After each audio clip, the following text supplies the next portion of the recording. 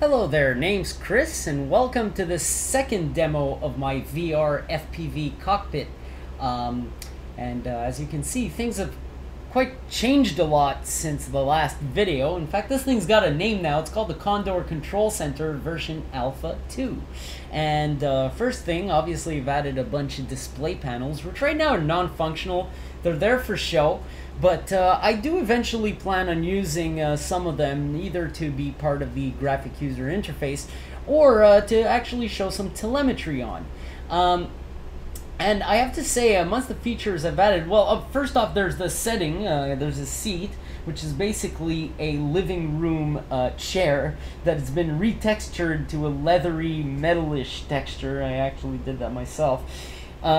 And then I added a whole bunch of sci-fi elements like the display panels, the beams over the pilot's head, which feels sort of encapsulating, and the gravity generators, which are really important. They're like your VR seatbelt.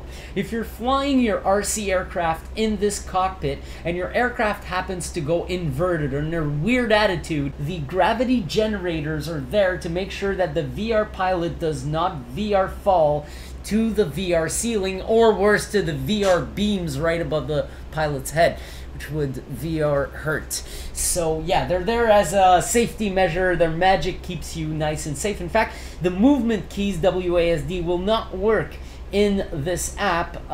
Reason being, it's meant to sit put in one place while you're flying an aircraft.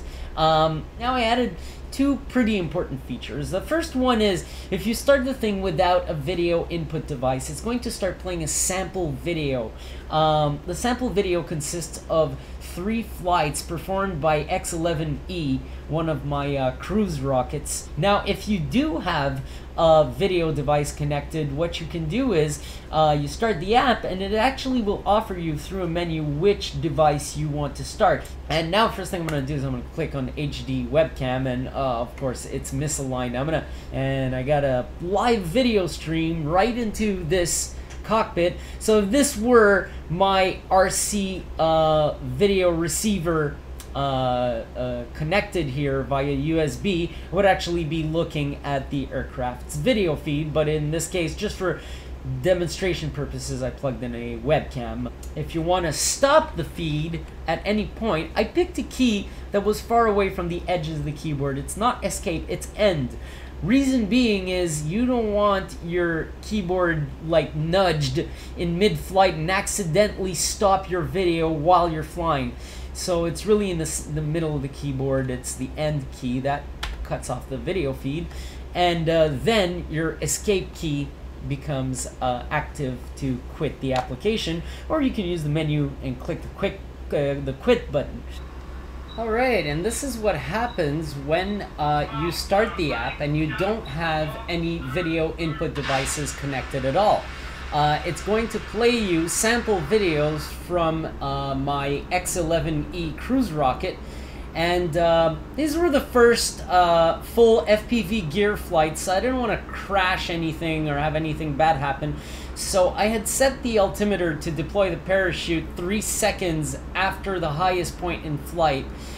So it provided really short glide times. In fact, in this sample video, those glide times are actually stretched out to 25% speed in slow motion, so that you can actually enjoy them a little bit and get an idea. And this was mostly for me at the beginning. I wanted to play back some video of my FPV flight so I could actually get an idea of what it would feel like to use this with this very rocket, which is my intention. Now, there's still a possibility I actually get to fly it one more time this year, so I might actually get a chance to try this cockpit out sooner than I expected. But either way, I mean, this app is pretty much at a level where I like it now, especially from these tests I've done with these sample videos. Everything looks pretty cool for use on the field. Remains to be seen if my laptop's fast enough to run the app. That's pretty much it. I mean, is it going to be comfortable? I'm pretty sure it's going to run. Is it going to be comfortable is the important part. but from the sample videos I can tell that functionally the app is very comfortable to use, and I like the encapsulation. I like the fact that there's an environment that's coordinated with my head movement. That's it, the sample video is about to end, so this is what you would get if you didn't have any video devices connected to your computer at the time of running this app. Alright, third and last scenario in this demonstration. This time you may notice that I have 3 buttons. This is because I have 2 video devices connected, 2 video input devices. So I'm going to go ahead and pick the webcam. Just started off that way, and now the webcam's staring at me. And I obviously aligned it a little better than last time. That starts off the webcam. Now, let's say I screwed up. I'm on the field. I didn't want to pick the webcam. I wanted to obviously pick the FPV video device. So I'm going to press the end key, and this is going to take me back to the menu. And now I'm going to take my grabber device, and it takes a little longer to load, but it does eventually load. There you go. And you can see it's much higher detail because I'm using my 3D camcorder. It's an HD camcorder. You can also see that the aspect ratio is wrong because obviously the camcorder is feeding a widescreen video, and this application is designed for a 4:3 aspect ratio. So that's it for the demonstration, pretty much. The application is to me useful enough for flight, and I guess other people can have use for it, either for flying themselves or just to toy around with and watch the demo. So that's it. I hope you enjoyed the demonstration.